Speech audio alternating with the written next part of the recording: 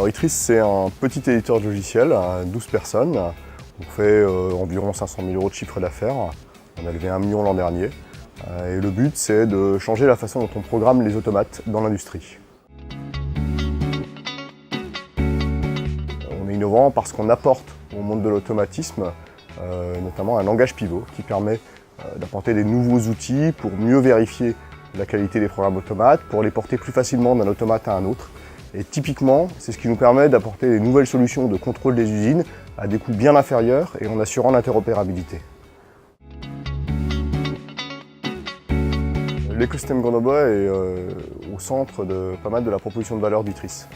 La première chose, c'est qu'on développe une grosse partie de notre R&D en collaboration avec d'autres acteurs grenoblois dans le cadre du pôle minologique. C'est d'ailleurs pour ça qu'on prend des responsabilités dans minologique, qu'on s'implique, qu'on fait partie des comités, qu'on donne du temps.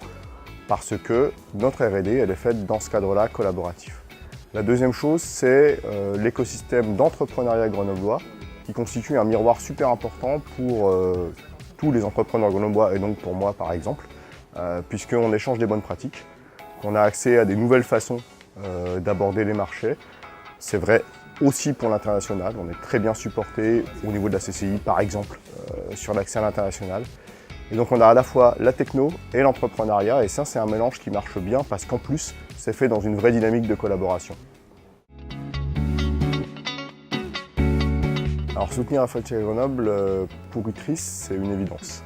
Le premier, c'est que c'est effectivement la suite de la dynamique de collaboration qu'on a sur Grenoble. C'est une occasion de renforcer ces choses-là. Aujourd'hui à Grenoble, on a des gens qui il y a 9 mois ne se parlaient pas. Parce qu'ils étaient dans des écosystèmes séparés, l'écosystème start-up et l'écosystème techno par exemple, c'est des gens qui ne se parlaient pas. Et en faisant l'initiative French Tech à Grenoble, on leur donne une occasion de travailler ensemble et de mettre en commun ce qu'ils ont de mieux à s'apporter l'un l'autre. La deuxième raison, c'est que la French Tech à Grenoble, c'est mettre un coup de projecteur sur une grosse capacité d'innovation en local qu'on a et donner une visibilité internationale à ça, chose sur laquelle on n'est pas toujours très bon pour se donner une bonne image.